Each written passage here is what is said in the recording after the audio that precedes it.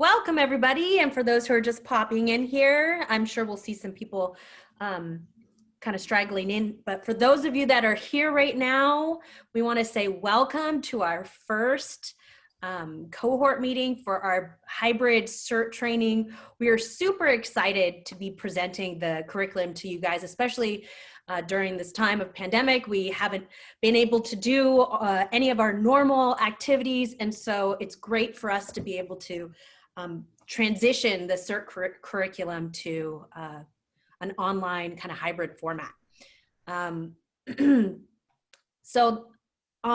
We do have a skills day component of this, and we'll be getting more into all of the specificities of it here in a minute. But the TBD basically means that because of the pandemic, obviously, we don't have the skills day scheduled. We are hoping for early next year to do that. So while we're waiting, we will have these online classes and cohort meetings for you guys. And then we will also have a wonderful chat room, which we'll also talk about. So we'll go, thank you. All right, so to introduce everybody here, the person who's speaking is me, Selena Brown. I work for Woodside Fire Protection District as the Emergency Preparedness Coordinator. I also have here on board Mark Dolan, who's the WPV-CERT Chair. Oh, we got to ask him to unmute. Hold on, let's find him.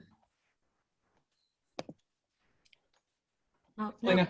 Okay, you're good. I'm here. Thank you, Selena. I'm Mark Dolan. I'm the chair of the WPV-CERT committee. And on behalf of all of us, I'd really like to thank all of our instructors and the firefighter paramedics who will be part of this training. Really excited to get it started back up again. And really appreciate all the work of Cam McCowan, who's been the spearhead of getting this program together and getting all the work done. So really appreciate that, Cam. And the other folks here on the slide, you're going to get to see throughout this this course: Chip Swan, Dave Ellison, Dr. Vicky Coe, and of course our firefighter and paramedics. So very excited that this is all coming together, and I'll pass it back to you, Cam. Fantastic. So some of you are have been take two. Some of you have taken the in-person class before, either within Woodside Portola Valley or in another jurisdiction. And just to put this a little bit in context, that this is a national curriculum that has been around for a number of years. And in the past, we would get together and we'd have classroom meetings on a series of days. And that would include all of the lectures and all of the skills training. And what we're doing now, when we talk about it being a hybrid course, is hybrid because it's a combination of being both online curriculum and in person. And there are some really wonderful things about this that we're very excited about, but it's also very new. And so you are our first launch of it, implementing this locally. And so throughout the process, I really encourage you to ask questions, to make observations, and be a part of developing this program so that we can have the strength of it being the national curriculum and also the power of it being localized, and that so that we're making it meaningful for how things are right here in the Woodside Portola Valley area. In order to help take this national curriculum and really make it meaningful, there are a few things that we've set up. One of them is what we're doing right now, and that's a weekly discussion meeting. And it's really going to be up to us as a group to decide how we use this. Is it going to be primarily the questions that come up when you go through the curriculum? It's also going to be some elements of tech support in terms of how do I do the curriculum and making sure that works for you. And so we also have a online discussion group so that not only can people meet on the weekly in person, because this is about developing a team. The big disadvantage of doing it online is that we don't get a chance to meet. We don't get a chance to find out who we are. And so we're hoping that will happen a little bit both in these meetings and also in the discussion group. Just a quick question. If I could get, using the chat room for Zoom, how many people, give me a sense of how have people had a chance to log on to and get registered with the online curriculum and kind of manage that. Basically, if there's enough of a need, I'll kind of go through some of the steps for the logistics side of the house. So right now, if you can take a moment, just write in there, just kind of give me a thumbs up, thumbs down, kind of so-so. And something I actually, as people are filling that out, it's a really important detail. Even though we kind of said, okay, we're going to do weekly classes, and this week we'll focus on Unit 1, and next week we'll do Unit 2, it's not strict. If you didn't get a chance to do it yet, that's totally okay. And in fact, we're asking folks, it's like, if you have friends who want to be involved, great. Up to like until we're actually doing the in-person skills testing, someone can catch up and someone can do all the classes. This is about us developing the strongest community emergency response team, supporting everybody. And so, okay, I'm getting, it looks like some people have registered, some people have taken some unit, some people are, there's been some frustrations with the logistics of the class. I'm going to do a really quick, just kind of overview. This is not the only time to ask questions. The discussion list that we have set up, feel free to email that about questions in terms of how did you do this, how do you do that, because we want this to work for everyone. So key components, important detail. The discussion list, these online meetings, they are optional. They are not required to get the certificate that says I have passed the CERT class. We strongly, strongly encourage it because this is how we're going to get the face-to-face and meet each other, but it's not required. Okay, so let's see, let me take a quick look at the chats. Okay, I'm going to do just a very quick kind of walkthrough. Right, you see that in the emails you've received in the registration, you've gotten a link to the registration, and that takes you to the University of Utah School of Medicine. That is who has helped to create the online version of this pre-existing national curriculum. They've done a tremendous amount of work on it. And so we're using their website. You can register on it. Actually, I apologize, my red circle's in the wrong place, but down here for registering on it. After you have registered, then at that point you can log on.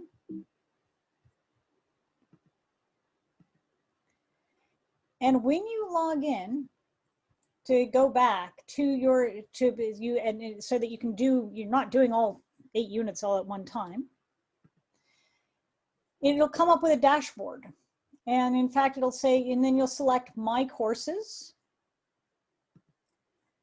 When it lists your courses, you can then click on Community Emergency Response Team to go back to that class. And then you get a list of the modules. You can see that actually for this version of it, that I have gone ahead and I have now gone through the first unit, sections 1 and 2. I have also done unit 2, but I'm in the middle of doing sections 3 and 4. And so you can work on it and then come back to it. To do so, you click on the red arrow, and then that'll take you to the next unit. And then at that point, you can launch the unit. One of the other small differences between the in-person version and the online version is that in person, you'd be handed a big printed binder that is the participant manual. For better and for worse, you now get an online version. It is a PDF, you can print it. But one detail that I think is really nice is that as you go through the online unit, up in this upper right-hand corner, there's a little book that'll actually take you to the chapter that you're in. And so like, let's say that when you're doing one of the knowledge checks, it'll take you to the part of the manual. And something that I'm sure you'll discover is that this is a huge amount of content. Really, we need to think of it as this is something that this book and this course is something that we're going to be coming back to time and time again.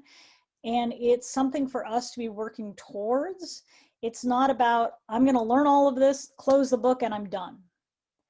And I will tell you the truth. One of the reasons why I became a volunteer instructor is that that's an opportunity to reinforce knowledge that I don't always get a chance to use. So let me just plant the seed. If any of you have an instructor in you, we're always looking for people to help. And it is a tremendous way of reinforcing that knowledge. We're really excited that a lot of people who have taken the CERT class before are taking this again. We strongly encourage that and we welcome you. So the other component, and this is what makes it hybrid, is we're going to do the online curriculum. We've got the online material, but a lot of these are physical skills. They're things that we want in order to be able to make a good sling.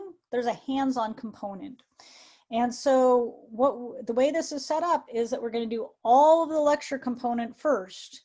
And then at the end of it, we'll get together and we will do some online, some in-person. It's both the training, the hands-on, the reinforcement of it. And also so that we have a baseline of skills, it's also a testing component.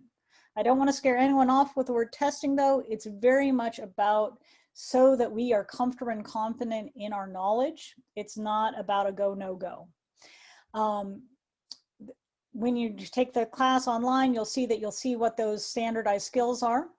I also want to reassure you that there's been a great deal of discussion and reinforcement about how we're going to do that when it comes time for us to do this hands-on training, how we can do so in a way that is safe. Who knows what the next few months will bring us, but even if we are still in the depth of the pandemic, that there are ways of doing this in very careful, mindful ways. Because unfortunately, the disasters that we experience are not, I neglected to turn off my phone. The potential disasters we have aren't necessarily going to wait for the perfect time. So we need to go forward anyhow. So before I hand this back to Selena, are there any questions about the logistics of the course, about the logistics of the local implementation of it? And go ahead and feel free to unmute yourself or to write it as a question in the chat menu. Hi, Cam, this is Marty Rayner. I just started this, so it's all kind of new to me. And one thing I noticed today, because I was trying to carve out some time to work on it and get the Unit 1 done before this evening, is there's no, it doesn't tell you how much time to plan for any of the modules. That's a really good point. I don't know, and actually, I don't know off the top of my head if that information is hiding anywhere. I do know that you can look at the participant manual and you can look at basically how many sections there are. That won't immediately tell you, but I do know that let's see, if I remember correctly, and David, if you could help me with this, I believe they said that you should expect all 8 units to take about 12 hours total. David, do you remember right. that? Yeah, that's right. And I went through it, Okay. 3 months ago at this point, I think. I went through it slightly less time, but the way the course is structured, you basically have to follow along with the oral presentation that's being made. And for your information, you'll see that the oral presentation is very close to the participant's manual, amplified and supplemented by visual, in some cases, films and so forth. I think you ought to plan an hour to an hour and a quarter for each segment of, and there are what, 13 or so total. It's in that range of time. something like that. Yeah. Right, thank you. Any other questions about the logistics before we go on? And Marty, hello, ex-neighbor. One other thing is that you can go backward and look at things. You can't advance farther forward than what you've already listened to. Yes, I noticed that because I tried. Yeah, so you can't go to the end and find out, this is so, I want to read the end of the book. So they keep track of that, and they keep you from being able to move forward.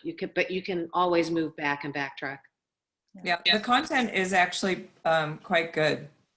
Yeah, well, it's all useful. I've been very impressed with it. Yeah.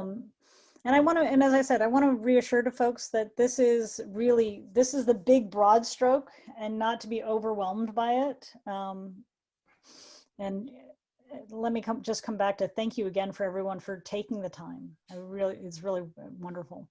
There was a question. If you don't mind, are these sessions going to be put online? Oh, this meeting tonight? Yes. Yes, we are recording them, and we will make them available. Basically, when you will at the very end, we'll send out a follow-up email. If you're not already registered on our WPV-CERT website, we'll send out a link showing you how to log on to that, and that these videos will be available on that website. Oh, thanks. Absolutely. Looking at the chat menu, there was also a question about how this relates to WPV Ready, and Mark will definitely talk about that later. And we've got a tremendous opportunity here in terms of the many levels of how we are prepared as individuals and as a community. Okay. Without further ado, I'm going to pass it over to Selena, who's just going to talk about kind of, okay, looking at disaster preparedness, what does that look like locally?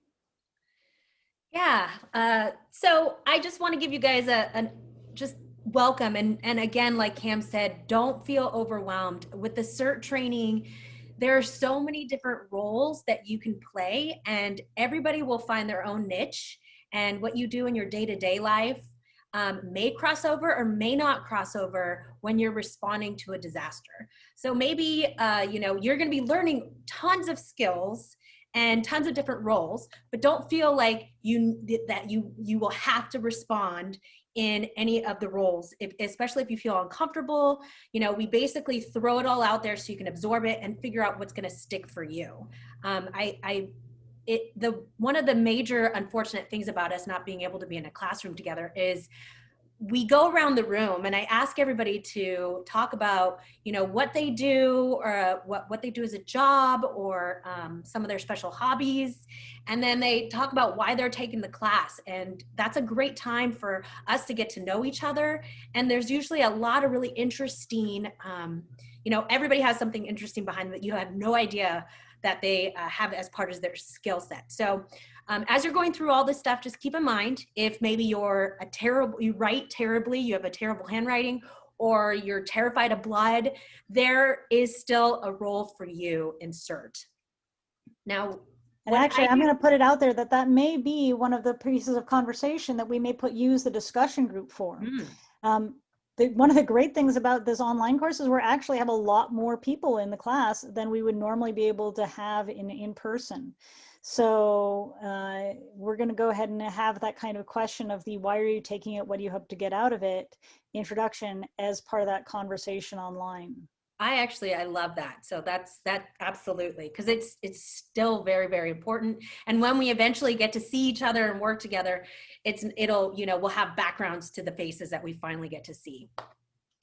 Just to give you guys a little bit of an idea of Woodside Fire Protection District. So the reason why CERT is so important is because you guys live in a very, it's a very unique area in terms of San Mateo County, especially. For the fire district, we cover 32 square miles, and we only have 3 fire stations.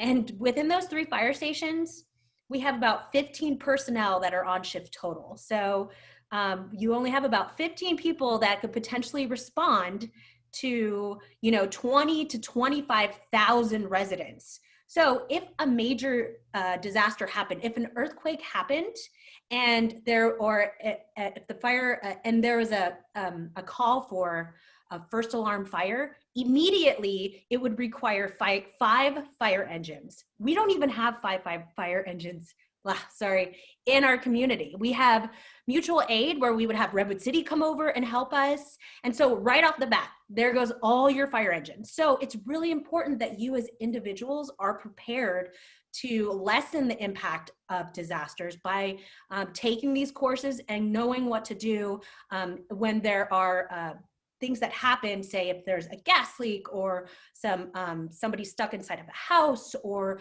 just doing a damage assessment of your community.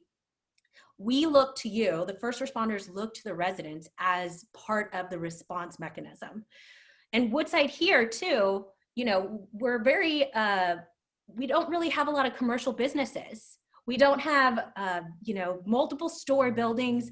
We are mostly, you know, rural. We're a horse community. We are a wildland area, and it's just residential. So we have some very unique areas within it. You know, and even within Woodside, there are some areas that, you know, the wildland is very thick, and then some areas where it's very open. Yeah, Carol, do you have a question? Oh, I just wanted to say, we do have a few businesses up here in the Skywanda area, just so you know. It isn't only residents. Oh, no, I didn't say that. I just meant that we are not, the majority of the buildings are residential. We do have commercial businesses. We have them down in Ladera. We have them in Woodside. We have them in Portola Valley. They're scattered about, but it's nowhere near what Redwood City has or Menlo Park has or our surrounding jurisdictions. So overall, we're mostly residential. And that's a little bit, that's one of the unique aspects of our community. Hold on, just moving forward. Okay, so I want to talk about two, since a lot of you guys, some of you have already taken the unit and some of you have not, just to be aware of what some of the local hazards are for us. Our major disasters that we prepare for are going to be obviously wildland fire, right? Earthquakes, flooding, landslides, and now we have pandemic, which adds another component to it. So those are the major hazards that we address throughout the CERT curriculum. Let me see, is there any questions pertaining to that in particular? This is good. Let's see, let's check the chat room out. Great. And actually, just a logistics thing that we might want to consider is that as you take the class and as you take the units, as questions come up, jot them down and either send them straight out to the discussion list. All of the instructors are on that list as well, or write them down and hold on to them until the next Monday meeting. Because this really is about the time to explore some of the questions that have come up or talk about how to make it really local. Yeah, and I do want to mention too that we are also unique where most of our jurisdiction in Woodside Fire District, and when I say Woodside Fire Protection District, I mean Portola Valley, Woodside, and then unincorporated areas, which is of San Mateo County, which is like Skyline, Emerald Hills, Los Trancos, Vista Verde, Ladera. So there, and if I've forgotten one, I'm sorry, but there are several areas that we cover that's just not Woodside Portola Valley. And a lot of the residents, we live on the west side of 280. And if there was a major earthquake, which we're all waiting for basically, 280 could potentially go down. And that's going to cut us off from the rest of the county. And the reality is when Red Cross sends help to certain areas, or when we have mutual aid, the people with the lowest population density are going to be the ones that are not going to get the help as quickly as some of the higher population density areas. So you might read in the curriculum to be prepared for 3 days. We always say in these classes that a minimum of 1 to 2 weeks is what we want you to be prepared for, because of the way, you know, the land is here and how easily we can be cut off, even though we are so close to the rest of San Mateo County.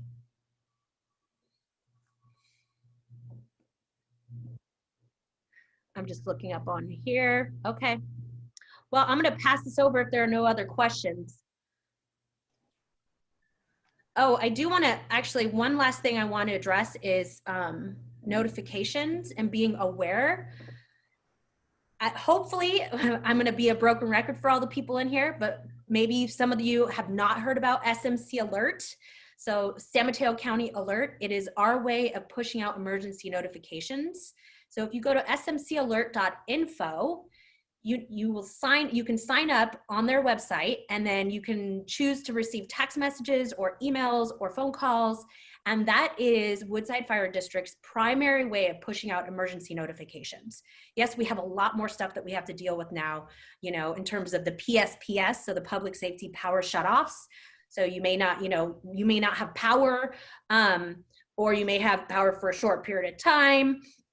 But that is our primary way of getting information out. As well, there is 1680, which is the Portola Valley AM radio station, which is a really good thing to just be aware of. It reaches further than just Portola Valley. And as well, being just on alert if you want to get information as to current situations or current calls in the community. There's firedispatch.com, and then there's also an app called Pulse Point. Well, I'll make sure to put this in the chat box. And this is probably some good stuff that would happen afterwards in our chat room about different ways that people keep updated on current situation in their area. Okay. At this point, we're going to actually have Mark then talk a little bit about what does this WPV-CERT look like, and how does this national curriculum get implemented locally? Great, thank you, Cam and Selena. Yeah, so one of the things you'll quickly realize when you start taking this class is that it is a national training standard. So what is very important for us to do in these class sessions is to talk about how this applies to us in our local fire district. And when CERT programs get established, they have to be sponsored by an official agency. So nobody can just start a CERT program. You have to be sponsored by an actual government agency. Typically it's the fire department, fire district. So as you go through this first unit, if you've taken it already or you haven't started it yet, when you go through, it's going to start bringing up some questions about, how does this work locally to you? And so what I'm going to talk about in the next several slides is how this program applies to us here in the fire district. Lots of different districts do it differently. Different places have different hazards. They have different levels of participation. We've implemented the program here to be the best fit for us as we have been able to develop it so far. And so just know that as you go through the material, the sponsoring agency for WPV-CERT is the Woodside Fire Protection District. And community emergency response team members assist emergency response personnel when requested in accordance with standard operating procedures developed by the sponsoring agency. So we do have an SOP. I'll talk more about that in a little bit, but that's kind of the framework. Next slide, please. So what is the disaster response role of the community emergency response team? Well, the primary role is immediately after a disaster when response resources are overwhelmed or delayed, as Selena just talked about. We've got 3 fire engines and 15 people on duty.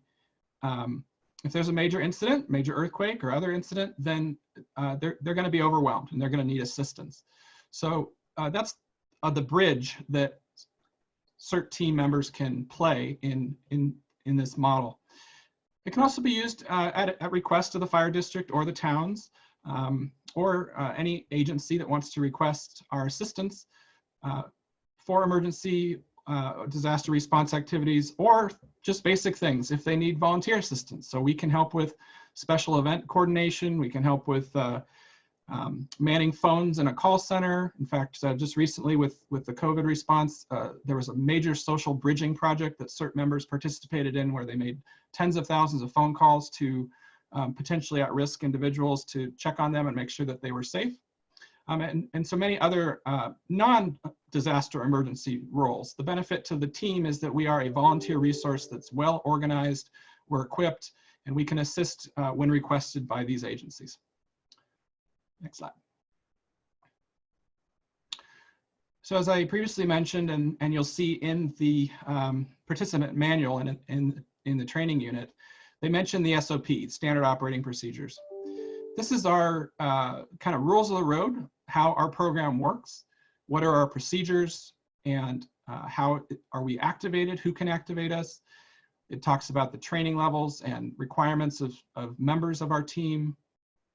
And it outlines how we respond. What is our organizational structure as a group? So how do we come together for maximum effectiveness as a volunteer organization? How do we organize that group? Which we'll go into a lot more in detail in the next unit.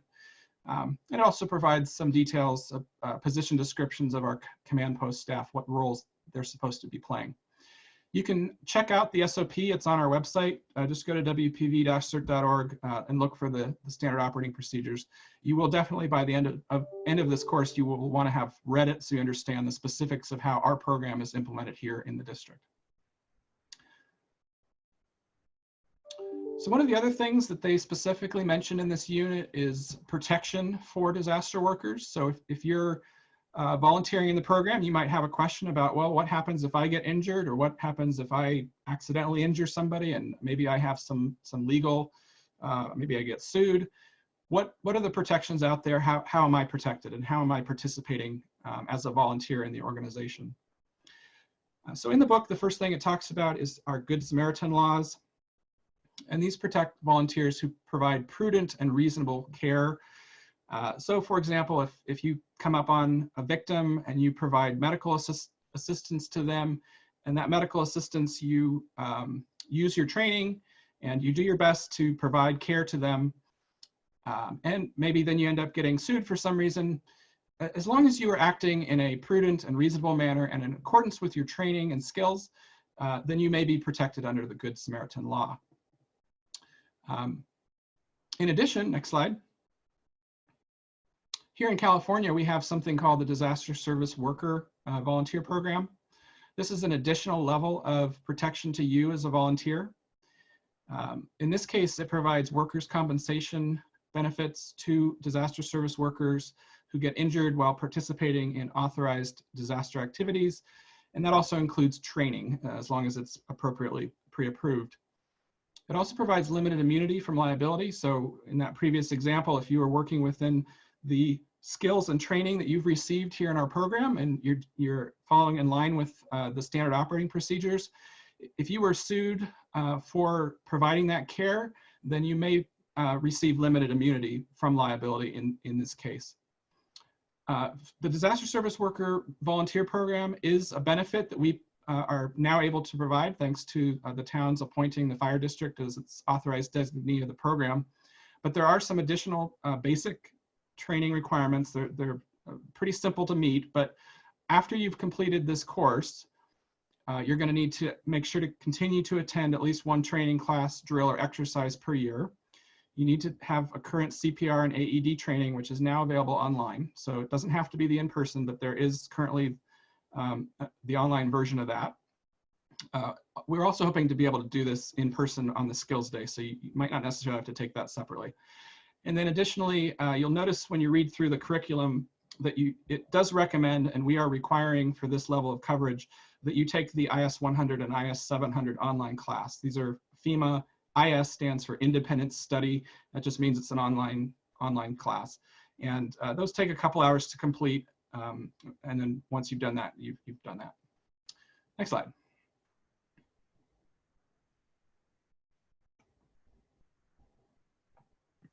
Actually, Mark, we have one quick question that's relevant to the Disaster Service Worker Program, and that was that, is that something that is universal, or is it specifically for people who are members of the CERT team?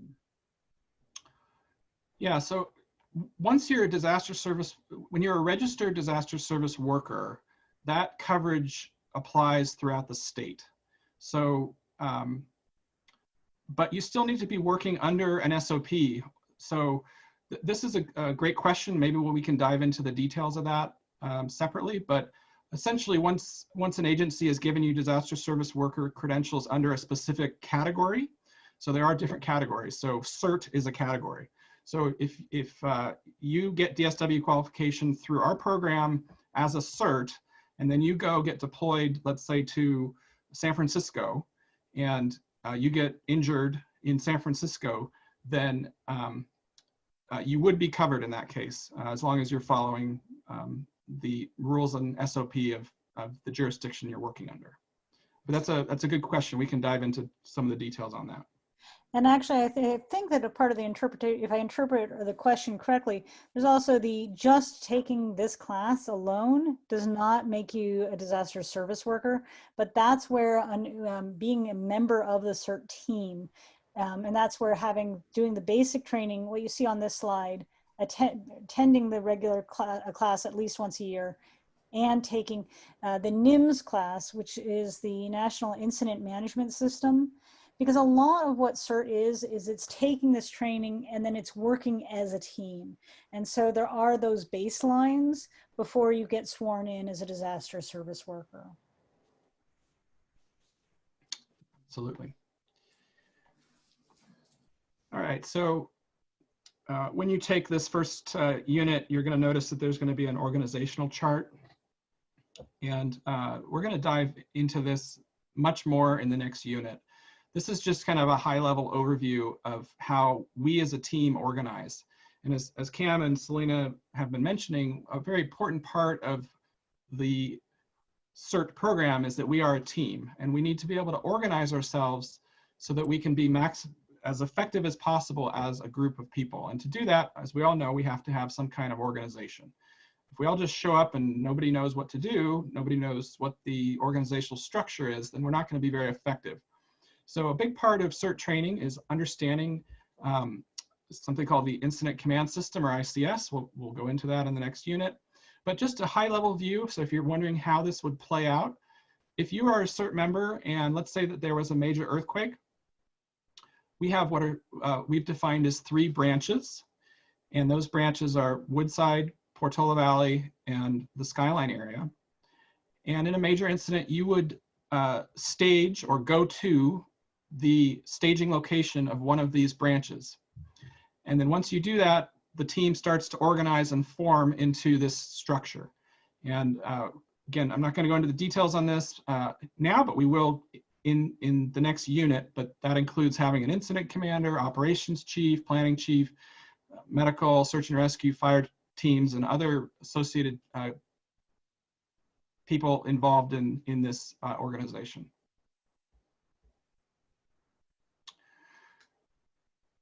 So a big part of the CERT program, as Selena mentioned, is that this is a volunteer program. Just because you're a CERT member doesn't mean that you're obligated to participate in any way. You might have no interest in the sight of blood, but you might be a great handwriter and a perfect scribe, or a radio operator, or amateur radio operator, or you might have other skills or training which would slot you into a great role. The key here is that CERT is a voluntary program, and we want to make sure that if you participate in this, there's no obligation. If you do receive a notification that our CERT team is activated, then of course you're always going to check on yourself, your family, and your home first. You're going to check on your neighbors and neighborhood. And if you do have an existing neighborhood emergency plan, such as a WPV ready division, you need to understand what their plans are so that you can integrate with that. And then in a major earthquake scenario, then you would proceed to your nearest branch staging location, only if you're willing and able to assist. Again, no obligation. First and foremost, we always take care of our family, and only when we're willing and able, then we participate in the CERT program. Next slide. So as Cam mentioned, this training is, there's a lot of stuff to learn. And a lot of these are what we call perishable skills and require refresher training. So a lot of things that you learn in this class, you will need to continue to refresh that skill. We will have additional training on our calendar. These are just the current classes we have scheduled. So I would highly encourage you to sign up for our December 12th radio communications class. And then on January 16th, we have a command post operations class, which dives much more into the whole incident command system that we were just talking about. All of our events are up on the WPV-CERT.org/events page, so be sure to always look at that for the most recent opportunities. And actually, Mark, one thing I want to add is that when we do provide a class, for example, Dr. Coe just did a class on Saturday about how to organize your first aid kit, that we do record those and then make those available. So not only are there the upcoming classes, but we're creating a library of videos of previous classes as well. That's right. We're building a great repository of training videos, which will be wonderful. You'll be able to go back and look at any of them in the future. And then we have a whole bunch of additional topics that we hope to put up. Vicki, did you have a comment? Unmute. I did. Actually, I had a question that just occurred to me. If people cannot attend the refresher courses in the day that they're given, is there a way for them to then get credit for taking the refresher course by viewing it online at a later date? That's a good question. We'll have to think about that. We'll put that on our to-do list. I'll write it down right now. Thank you. So again, being part of the CERT team doesn't just mean that we're responding only to earthquakes or those type of emergencies. A big benefit to the CERT team is that it allows people that are interested in these additional skill sets to take classes such as shelter management, amateur radio, traffic and crowd control, other things that you may be interested in learning about. And then if there is a need for that, then we can apply those skills that you have here in our community. So it's an avenue for us to be able to have a trained and well-organized group of volunteers that have some capabilities to offer to our community. So in fact, this coming weekend, there's going to be a class not given by our jurisdiction, but I believe it's, is it Belmont? That is going to be teaching a class on basically sandbagging 101. Yeah, We'll be sending out an email. Rapid City. It's a joint sandbagging class. Yes, I should get that link and send it out to them. Oh, and I also want to mention too that for those of you that are watching and hearing all these people talk, I am the only one that's getting paid to be on this on this class tonight. Everybody else is a volunteer, and this program really, the only way it thrives is by having residents come together and volunteer their time out of the idea of supporting their community and knowing how important it is to have that sense of community. So thank you again, because none of this would happen if it wasn't for all these volunteers. All these, most of these people on here that I know haven't taught before, so I roped them into becoming instructors. And Cam, I loved how you pushed that right off the bat, so I really appreciate that. But if there's anything in here that you think you can contribute to our program, we are more than happy and would love to have you participate. Absolutely. Yeah, and it's also worth mentioning that the CERT program is a national program, but even here in California, our Governor Gavin Newsom through, I believe it was $50 million towards developing the CERT and similar programs here within California. So it's been well recognized that the CERT program is a valuable community tool, and that there are active resources being put to develop these programs. So that is the extent that we have as an organized, prepared, and really the rest of the time is for what questions you have, comments, ways of making this better, ways of making it more approachable, and down to the nitty-gritty. So really at this point, we want to say thank you. This is about strengthening our individual skills. This is about strengthening our immediate neighborhoods, and then strengthening the response teams as well. And so at this point, the floor is open, both through the chat group, and also feel free to unmute yourself and ask any questions. Cam, it's Vic Shaxter. Can you hear me?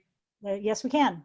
So I have one question. When we went through, for those of us that are doing this to review what we learned some year or years ago, I have something called the CERT Emergency Response Team Field Operating Guide.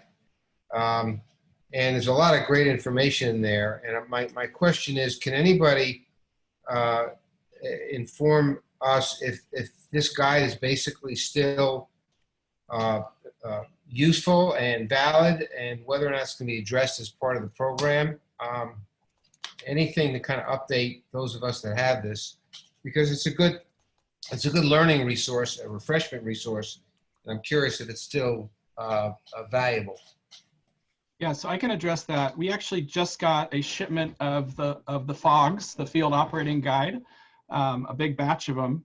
And so we need to get these FOGs in the hands of everybody that's taking the class. We'll have to work on the logistics of how we can do that. But yes, the FOG is a generic FOG. It doesn't have anything specific to our program, but it's certainly a useful thing that everybody should have in their CERT backpack. And as the course goes on, we'll talk more about that, because as we get into the search and rescue and the markings and things, we always use the FOG as a reference for that. So it's still 100% a valuable tool. And there is a new version of it that we just got boxes and boxes of. So we'll need to work on the logistics of getting those handed out. Okay, thank you. Carol, it looks like you've got a question. Yes, very interestingly, I was cleaning out the container up in Skywood by the Skywood Trading Post. And I hadn't gone through, but they have a bunch of old booklets put out by CERT, including, I don't know if you can see this. It's a 2002 CERT Field Operations Guide. So I think there were extras, and I'd be glad to lend them to Mark or whoever if you want to see if there's good information that should be salvaged and passed on. Yeah, that's the SERP FOG. And so, yeah, I have a couple copies of that. And so we will be integrating some of that material. But the FOG that Vic is talking about is the yellow one that was handed out in the CERT class. And that is a different FOG. That's our official FOG for the CERT program. Right. Yeah, well, you had mentioned there wasn't one specific to CERT, but there is this old one. So you might want to see what you can do with that. Maybe put it online. On the chat menu, we do have the question of, do we have enough volunteers? And I would say there is no such thing as enough volunteers. This is something that we can, and I would encourage us to grow it as large as possible because of the uniqueness of our environment, that so long as we are able to maintain quality, that we really, if you have friends and family, please encourage them to take the class. As I said, you can start anytime up to when we're doing the skills testing, and then we're going to be doing it again. So yeah, definitely. And that volunteering can exist in many levels. Another question that was listed was send it with a first aid kit ordered. And that's something that there is a tremendous resource that, as I said, Dr. Ko did a wonderful class about how to organize it. On our WPV Ready website, we do have order forms for ordering a really high quality trauma-oriented first aid kit. And I want to put out that one of the reasons why it's part of WPV Ready is that we really want this to be that, I mean, in a fantasy world, every single household would have. And so and we will be taking a look at that. And one of the things, if you look at what Dr. Ko covered, was a little bit also of how can we then take it to the next level of what we might need as a CERT team responding, because we really want to make this as scalable and as sustainable a system as possible.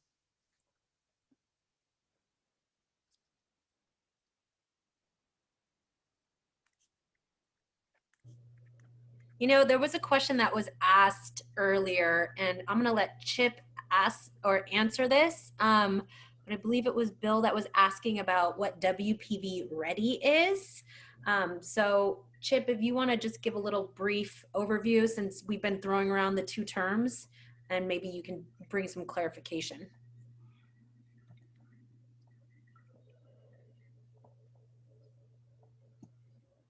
Can you hear me now? Nope. Yes, with a reverb.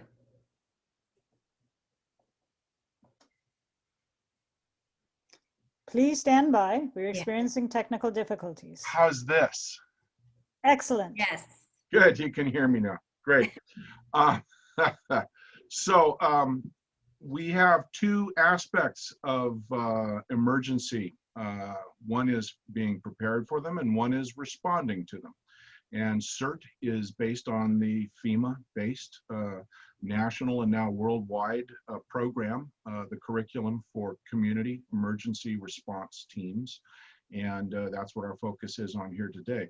WPV Ready is about preparedness, and it's about hopefully getting every resident of our fire district as prepared as possible so that when disaster strikes, they've got a first aid kit, and they have water, and they have food, and they have a plan, and they have fire extinguishers and smoke alarms, and just all the basic things that keep them from becoming a victim. So they don't need CERT responders when that bad day comes. Does that make sense? Shall I say more, because I can go on? I think that was good. Thank you. Really, Selena and Chip, this is Dave. May I ask that you also talk about the divisions that have been organized within CERT for many years, some of which are very active in their communities, and how that fits into WPV Ready, please.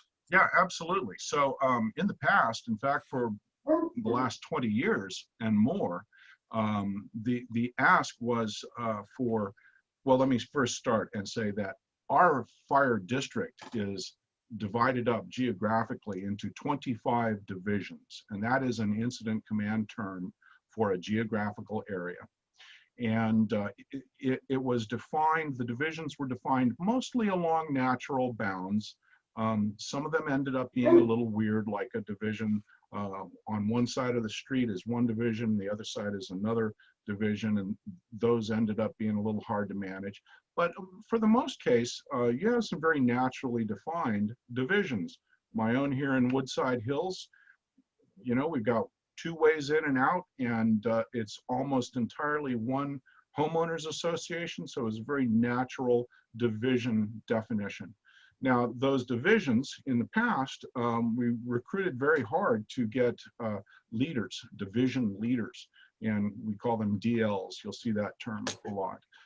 And those DLs were asked to not only look after the preparedness of their local residents and to recruit neighborhood leaders or block captains, there's various terms around, but also to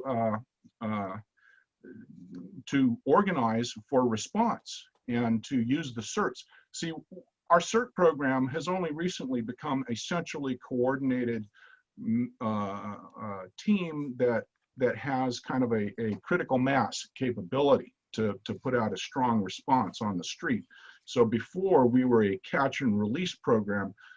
The fire department would train CERTs, and we'd ask them to go back to their division and get involved with other CERTs and organize with the division leader and put together a local response.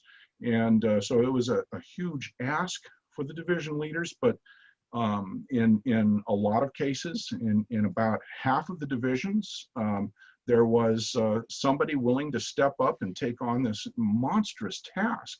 And Dave here is one of them. We've got several others here. Vicky in her area, and Mark did a good job.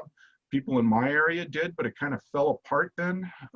So we're in various states of readiness right now. And we have about half of the district has no leadership, no strong leadership at the division level, but we've got neighborhoods here and there.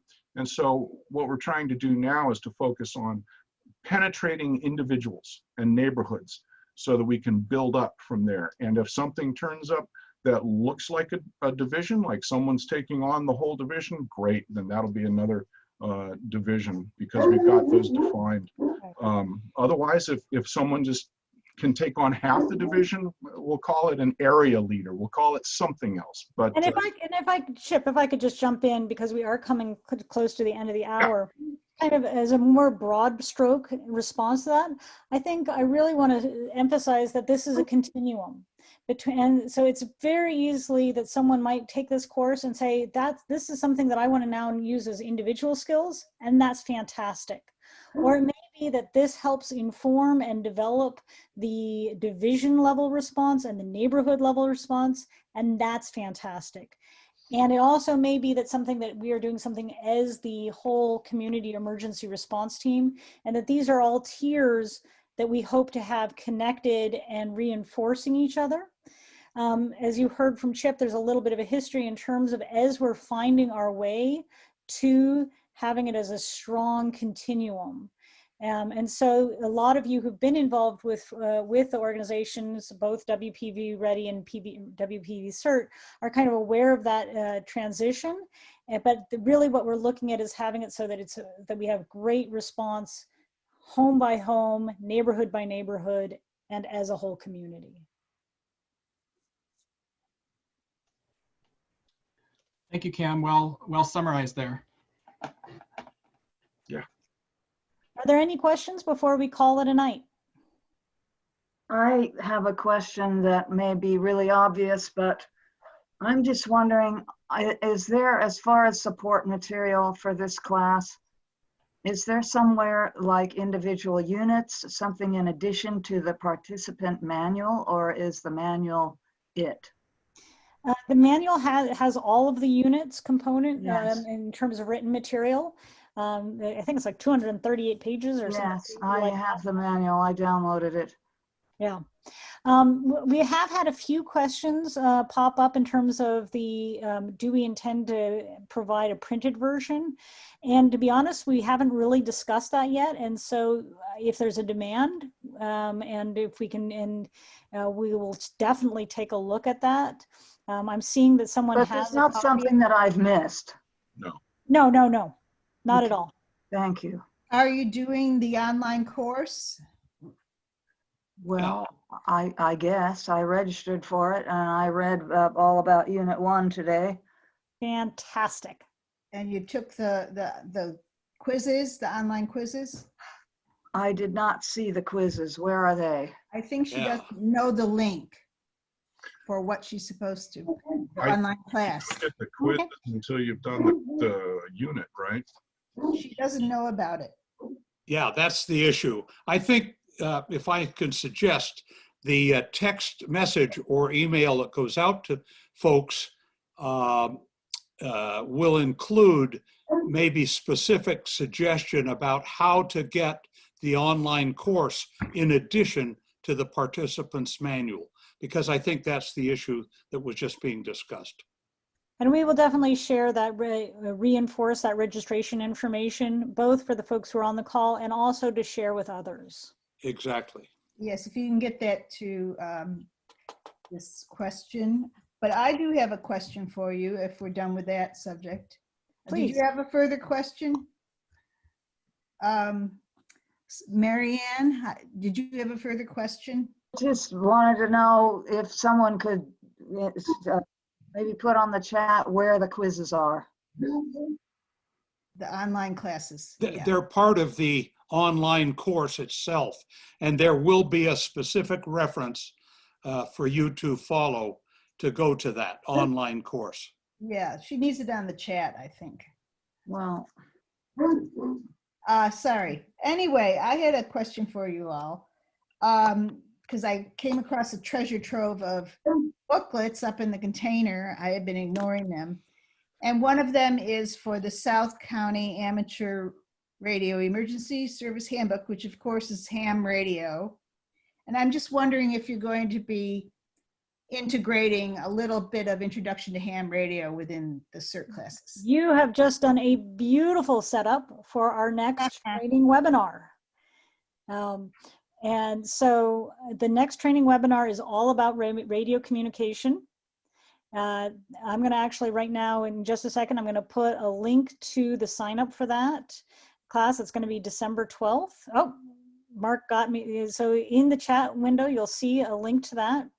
And forgive me, Carol, I want to be respectful of people's time. And because it is coming up on 7 o'clock, the short version is yes, we use ham radio. The long version is let's talk about that in the next training. Yes. And one, if I can just stick in one more little question. Certainly. A fabulous little pocket guide from 2006 from the National Wildfire Coordinating Group I'd love to share with you sometime. That is actually a perfect example of the kind of conversation, the kind of material that I would encourage you to add to the discussion list. And so I would encourage you to, if that's that specific resource, is to go ahead and post that on the mailing list. Yeah, I'll see if it's online. Fantastic, thank you. Yes. By All the right. way, the quizzes are easy. And if you fail the first time like I did, you just take it the second time. Same questions, haha. So it's all about the learning. So without further ado, I'm going to call it an evening, and I want to thank you all so much for being here. This is about us being community prepared, and this is about us.